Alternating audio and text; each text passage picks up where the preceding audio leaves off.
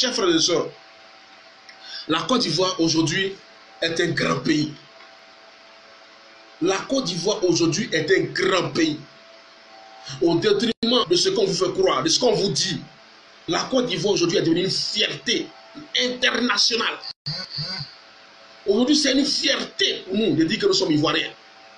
C'est une fierté aujourd'hui de dire que nous sommes de la Côte d'Ivoire, un grand pays. La Côte d'Ivoire est de retour.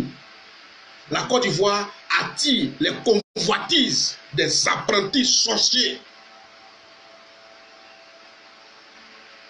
La Côte d'Ivoire a atteint aujourd'hui un niveau là où on ne peut plus mettre n'importe qui comme président de la République de Côte d'Ivoire. Et je vais finir mon direct par vous présenter celui qu'il faut à la tête du pays, celui que je souhaite que vous puissiez accompagner et installer dans le fauteuil présidentiel au soir du 31 octobre 2020.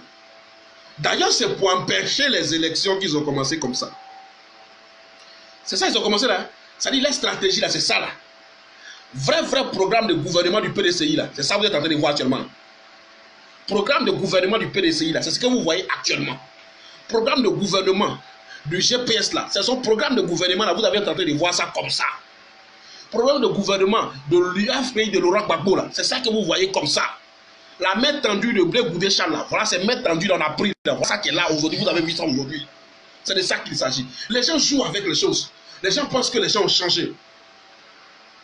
Les gens pensent que les gens ont changé. Les gens pensent que les gens ont oublié. Mais comment peux-tu penser que quelqu'un a changé?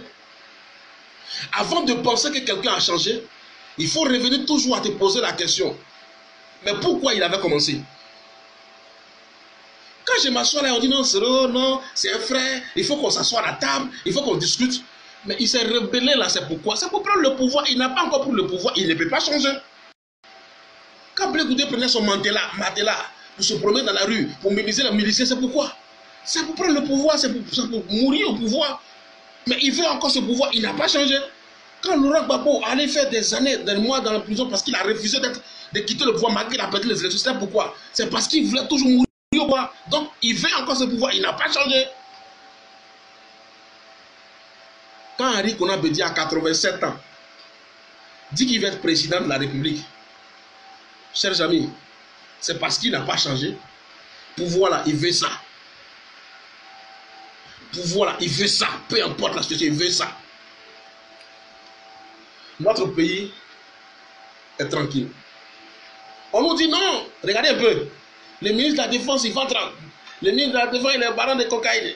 Le ministre de la Défense, et puis on nous a tous focalisés sur l'affaire de cocaïne. Non, la justice. Non, il faut qu'il démissionne du gouvernement. Non, il faut que ceci. Il faut que ceci.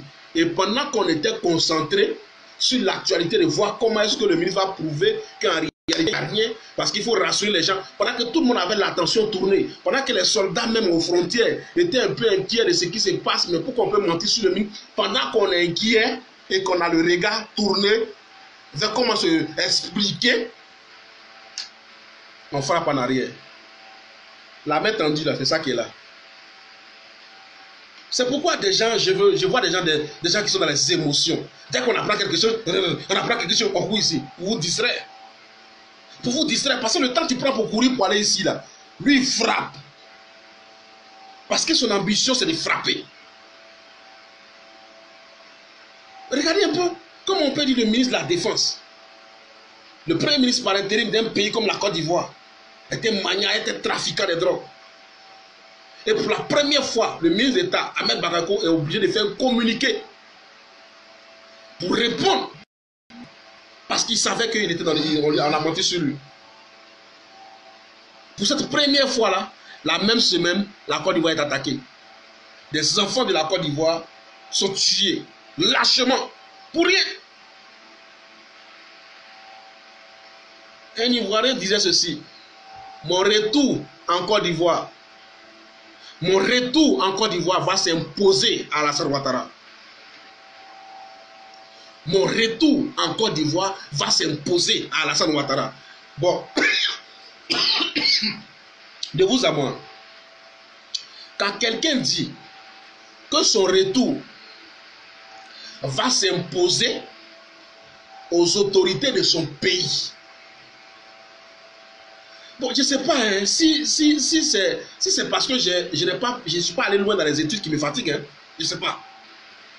Mon retour va s'imposer à vous. Quelle est la manière,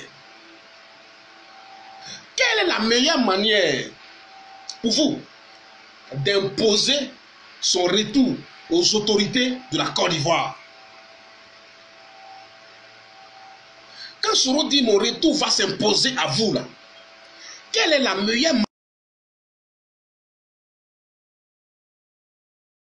de son retour à l'État de Côte d'Ivoire? Quelle est la meilleure manière d'imposer son retour?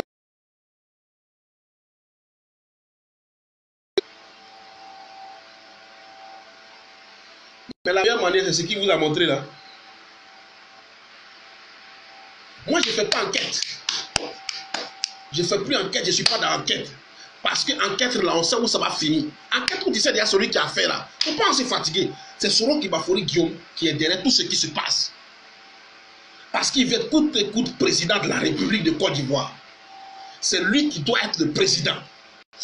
J'ai mal. J'ai mal pas pour lui, mais j'ai mal pour les jeunes. Pour des jeunes Ivoiriens. Pour des femmes qui espèrent en Soro Guillaume. Qui croient en Soro Guillaume. Qui espèrent en Soro Guillaume. Qui voient un avenir en Soro Guillaume. Qui voient l'avenir de la Côte d'Ivoire en Soro Guillaume. Parle de leaders générationnels. Chers frères et sœurs, je vais finir mon direct par vous présenter mon candidat. Parce qu'ils pensent que c'est les soubresauts, les petites frappes qu'ils font là, qui vont nous distraire. Mais nous, on est serein. On est serein. Le pays est dirigé.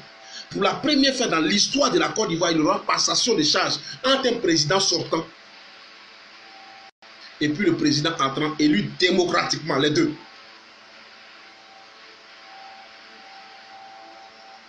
Je vais vous présenter mon candidat en 10 minutes par des choses très claires, des choses qu'on a l'habitude d'entendre. Bon, aujourd'hui, on va se dire la vérité. Vous savez, nous sommes à 5 mois des élections. On va se dire la vérité. Mon candidat, c'est Amadou Gon Coulibaly. Mon candidat que moi je soutiens, se nomme Amadou Gon Coulibaly. Parce que c'est le candidat qui a été proposé par les instances de mon parti. Mais mon candidat, on lui reproche souvent beaucoup de choses. Vous-même qui me regardez là, on lui reproche souvent beaucoup de choses. Il y a beaucoup de choses qu'on se dit en inbox. Aujourd'hui là, moi je vais dire ça ici. Excusez-moi. Il y a beaucoup de choses qu'on se dit en inbox. Aujourd'hui, on va dire en 10 minutes et puis on va se séparer rapidement. Parce qu'il faut que. C'est plus la peine de se cacher quoi que ce soit. On est à 5 mois des élections. Il faut qu'on se dise la vérité. Non. Il est allé depuis 1 mois. On ne le voit pas. Non, mon candidat. D'abord, mon candidat et le président de la République se sont connus comment? La Côte d'Ivoire traversait un moment difficile. C'est les 10 minutes très importantes de mon direct. Si vous avez raté les 10 minutes, vous avez tout raté. Et je profite de ce direct-là pour vous dire de vous abonner à ma page. À partir de 2 ou 3 directs, je ne ferai plus les directs sur mon profil. Je le ferai sur ma page Serge Anselme Ezin officiel. Donc quand vous finissez le direct, allez vous abonner. Serge Anselme Ezin officiel. Pourquoi? Parce qu'avec les directs, chaque fois qu'on fait des vidéos, il y a de nouvelles invitations qui arrivent. Je suis obligé de supprimer certaines personnes pour accepter les nouveaux amis. Et quand c'est comme ça, tu perds des amis, tu perds des abonnés. C'est préférable pour moi de faire une page qui est déjà à 2 semaines déjà, qui est brillée après de 3000 abonnés. Donc allez-y vous abonner. Serge Anselme Ezin officiel. Vous abonnez sur la page officielle de Serge Anselme Ezin. Vous allez vous abonner. Vous aurez tous les directs, tout ce qui va se passer, ça va continuer là-bas. Comme ça, je n'ai plus la peine de supprimer quelqu'un, d'accepter de nouvelles personnes, tout et tout. C'est important pour moi. Alors, le président de la République, Félix Houphouët-Boigny, était confronté, la Côte d'Ivoire était confrontée à des difficultés autour des années 90, 89 par là. Avec le multipartisme, tout ce que vous savez. Le président de la République fait venir un enfant de la Côte d'Ivoire pour relever l'économie du pays, pour lui confier une mission. Pendant qu'il fait venir un enfant de la Côte d'Ivoire, là, votre Henri Konan Bédié qui dit que c'est lui qui est l'héritier de l'État en Côte d'Ivoire. C'est-à-dire le président de la République a trouvé que Henri Konan Bédié n'était pas l'homme outillé, capable de permettre de rêver, hein, de pouvoir gérer ce problème-là actuellement. On a fait venir Alassane Dramane Ouattara. Il a géré ce qu'il faut gérer. C'est pas, si je ne veux pas rentrer dans cette gestion, ce n'est pas ça qui m'intéresse. Dans sa gestion et dans ses réunions avec comment on appelle, les Ivoiriens qui gèrent l'administration ivoirienne, il fait la connaissance d'un jeune de 31 ans. Un jeune de 31 ans qui découvre au niveau des grands travaux, qui se retrouvait à l'époque avec Eiffel. Eiffel qui est toujours vivant d'ailleurs. Ce jeune de 31 ans se nomme Amadou Gon Coulibaly, descendant du patriarche Gon Coulibaly. Mais dans les explications, dans la conception des projets dans lesquels le président de la République, le président du comité interministériel a eu à échanger avec ce jeune homme de 31 ans, mais Alassane Ouattara a été fasciné par la facilité, par l'intelligence, par la sagesse de ce jeune homme de 31 ans. Je vous parle de 90, 91. En ce moment, Soro Guillaume lui-même, on ne savait même pas, il était à l'école quelque part, peut-être à Krakasedougou là-bas. C'est-à-dire que quand les gens parlent, les gens ont du vécu, les gens ont une histoire. Il y a du vécu, il y a une histoire qui lie les gens. Quand vous voyez les gens qui sont amis, et puis quand il y a un peu de palabres seulement, ils disent on n'est plus amis. Mais en réalité, il n'y a rien qui les lie. Il n'y a pas une histoire, il n'y a pas de vécu, il n'y a pas une base. Quand je parle de 90, aujourd'hui, c'est près de 30 ans de collaboration entre le premier ministre Amadou Gon Coulibaly et le président de la République nationale Alassane Ouattara. Je vais donner 2 détails sur ça et puis revenir directement à ça là où je vais terminer. Il dit, ce jeune homme-là, il est bien. Je le veux comme mon conseiller à la primature. On le prend. On l'envoie à la primature auprès du docteur Alassane Ouattara. Dans son cabinet. Pendant ce temps, le patriarche Gon Coulibaly et même lui-même son père, qui était le vice-président de l'Assemblée nationale pendant que Grégoire Philippe Yassé a été président de l'Assemblée nationale ici en Côte d'Ivoire pendant 20 ans. Son père était son vice-président. Le président Félix Houphouët-Boigny dans sa marmaille, parce que le père de la marmaille en Côte d'Ivoire, c'est pas Makosso. Le père de la marmaille en Côte d'Ivoire, c'est pas Makosso. Le vrai père de la marmaille, c'est Félix Houphouët-Boigny. Un vrai marmailleur. Voyant ses jours s'accélérer, décide, sachant très bien que c'est le président de l'Assemblée nationale qui va succéder au pouvoir, si lui n'est pas là, il enlève Philippe Grégoire Yassé pour rien. Il lui...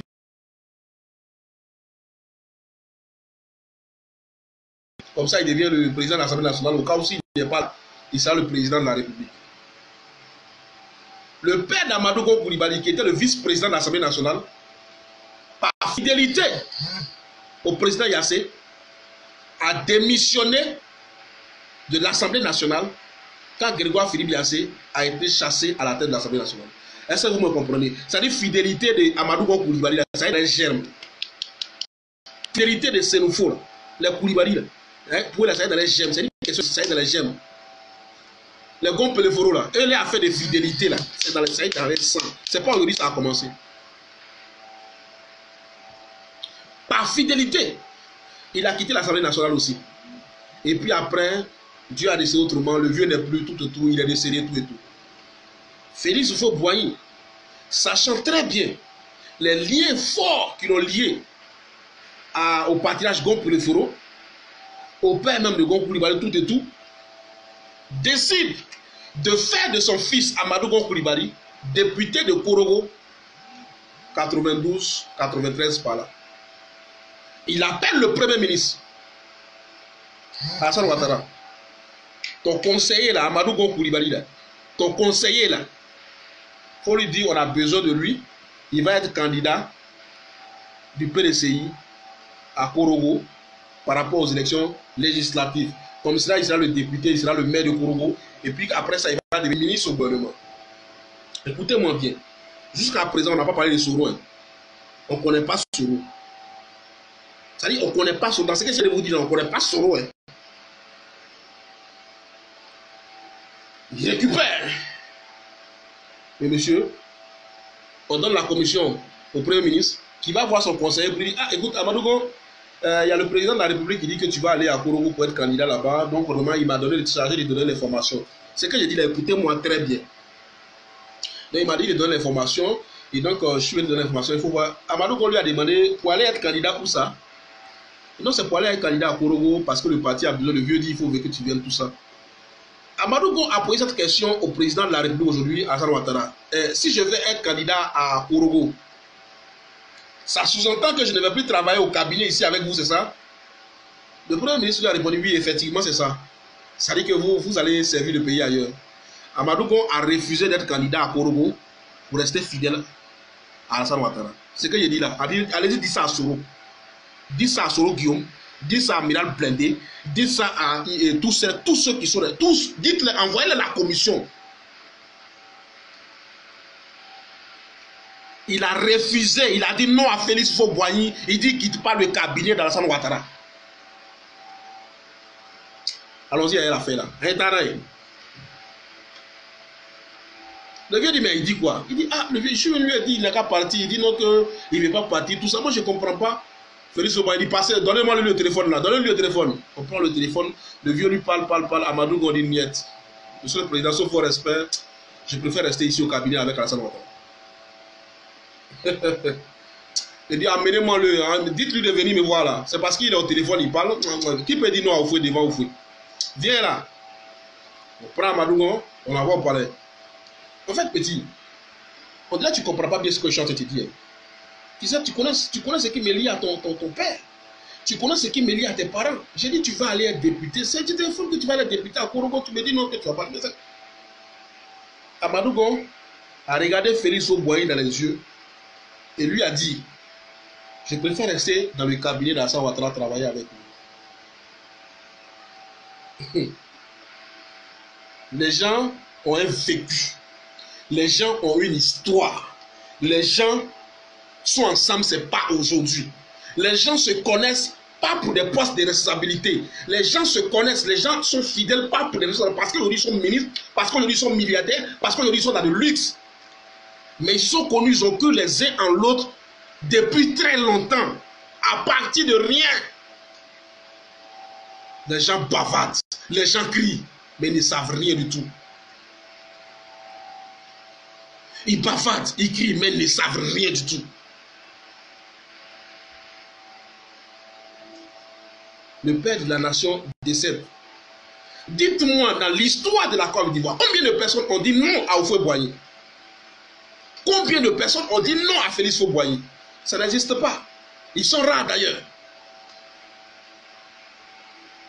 Vous connaissez ce qui s'est passé? Le père décède, Bédié vient, il récupère le pouvoir. Il traite Alassane Ouattara d'Angolais, de trucs. Et puis Alassane Ouattara sort du pays. Mais Amadou Gon est resté. Je vais vous dire quelque chose. Henri Konan Bédié, en 1994, recontacte Amadou Gon pour être ministre dans son gouvernement. Ça, là, j'ai dit ça souvent.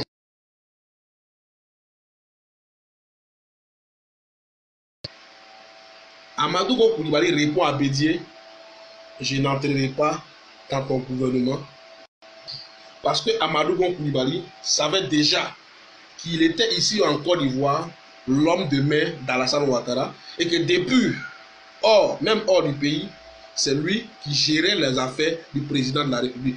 Allez-y dire ça à Marcel Amontano, que quand Amadou Gon Coulibaly faisait tout ça là, Amontano, toi tu n'étais pas encore là. Hein? Toi tu vas venir au moment où le cabinet même va se mettre en place. C'est là toi Amontano tu vas venir. Quand les gens parlent, maintenant on va se dire la vérité. On est à 5 mois des élections. On va vous dire la vérité. On ne va plus rien cacher. Ce n'est pas le moment de cacher, de vociférer sur les réseaux sociaux. Il y a plus de quoi. Qu'est-ce qu'il faut cacher maintenant? On va tout se dire. Quand je vous parlais de ça, là, vous avez entendu parler d'Amontano. Vous avez entendu parler de Soro Kibafori Guillaume. Combien de postes Soro Kibafori Guillaume a refusé ici? Pour être fidèle à Alassane Ouattara. Au contraire, il a tué dans la rébellion. Pour être chef de la rébellion. Pour avoir une force pour discuter d'égal à égal avec le pouvoir. C'est de ça qu'il s'agit. C'est de ça qu'il s'agit. Quand le président Alassane Ouattara était hors du pays et qu'il fallait organiser le RDR, naissant à partir d'Amadou et de Jenny Kobena, et que Alassane Ouattara savait que de son passage ici en Côte d'Ivoire avait touché des cadres, avec qui il avait mis un projet de société, que si les choses n'allaient pas, on allait créer un parti pour pouvoir aller de manière démocratique, demander aux Ivoiriens de nous suivre. Il avait coché des noms. Vous savez à qui on envoyait le nom pour rassembler tous les cadres là pour pouvoir créer le RDR à l'époque, mettre sur place le RDR, lancer le RDR. Vous savez quel est le cadre qui a appelé de son téléphone tous les autres pour qu'on puisse se réunir pour créer le RDR?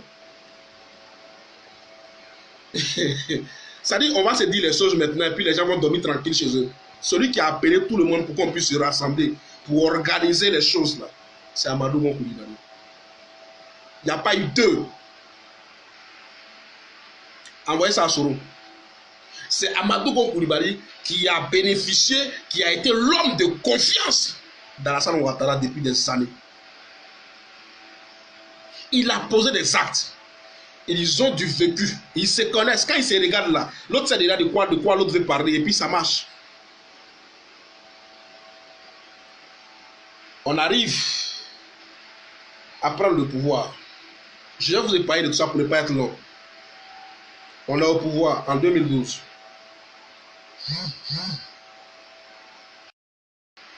Le président de la République constate qu'il a eu un fidèle parmi les fidèles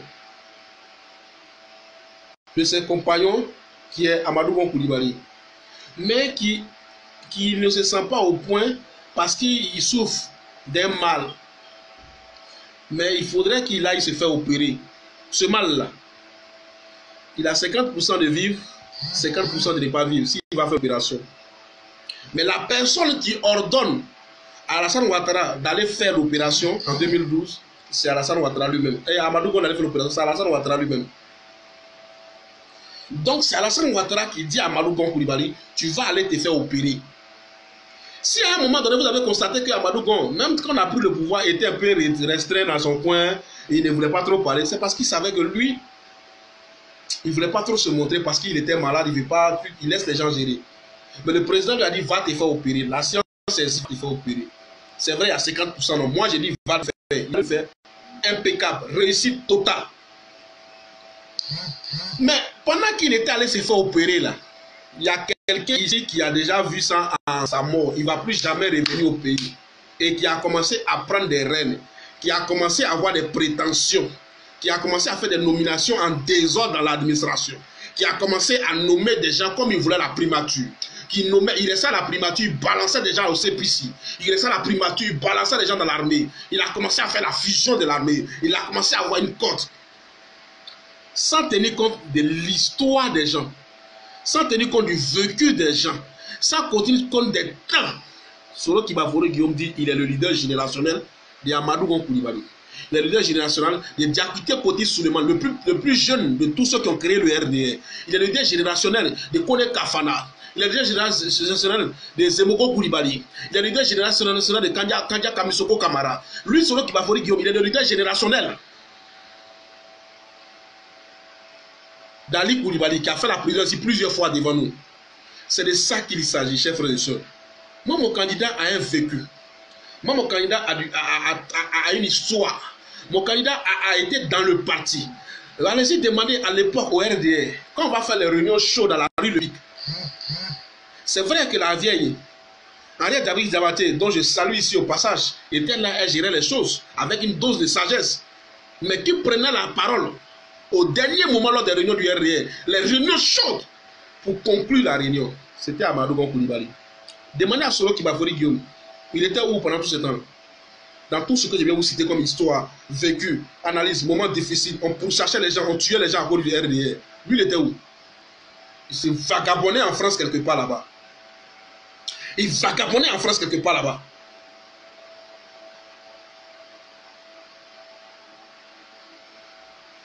Quand on voulait parler de la succession, je vais vous dire quelque chose aujourd'hui.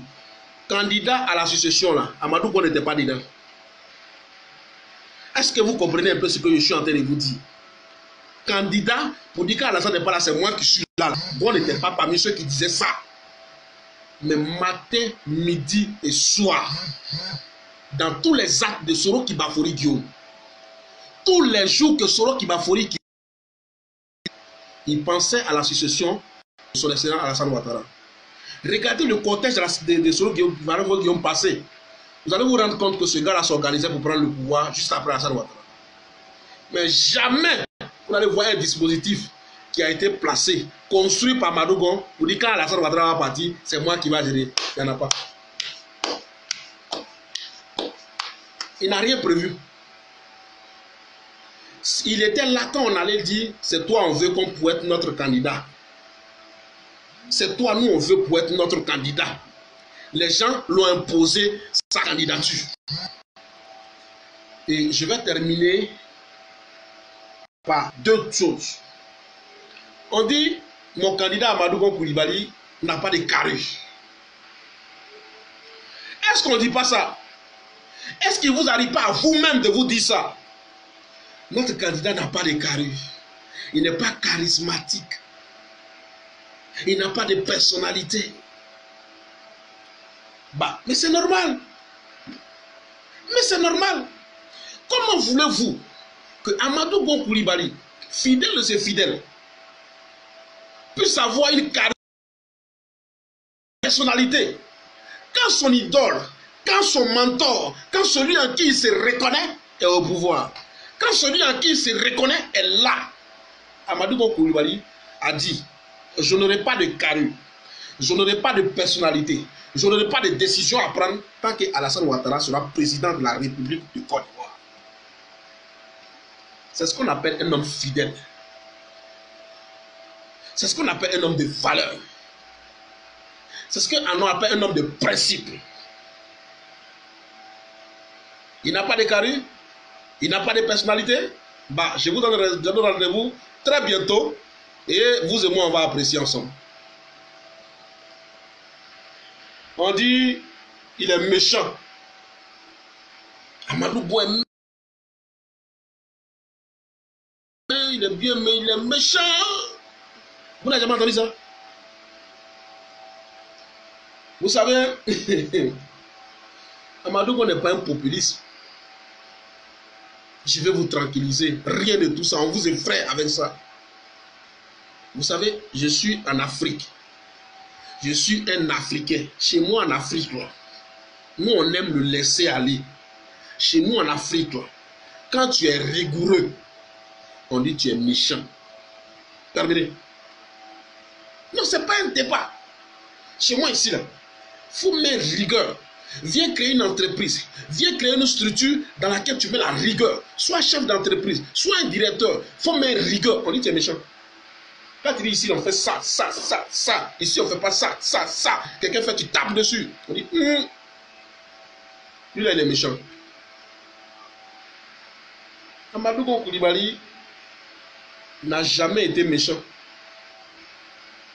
Il est rigoureux. Et il fait beaucoup d'actions. Il aide beaucoup de personnes. Il soigne beaucoup de personnes. Il aide beaucoup de familles. Mais il n'aime pas qu'on parle de ce qu'il fait. Il n'aime pas qu'on communique sur ses actions. Quand il te donne, il dit, il ne faut pas me dire qu'il y a quelqu'un que je t'ai donné. Mais quand toi, tu ne sais pas qu'il est en train de donner, qu'il est en train d'aider ici, qu'il est en train d'aider cette fille-là ici, qu'il est en train d'aider cette famille-là ici, qu'il est en train de donner ici, là. Toi, tu vas dire effectivement, croire qu'il est méchant, comme on te dit, là. Mais il n'y a pas quelqu'un qui est plus bon qu'Amadou Koulibaly. Il n'y a pas quelqu'un qui a un cœur comme Amadou Koulibaly. Donc, compétence, rigueur, personnalité. On dit les méchants, il faut être tranquille. Je donne rendez-vous très bientôt. Toi-même, tu vas expérimenter. Si moi, mon candidat, il est méchant ou il n'est pas méchant. Laisse les gens parler.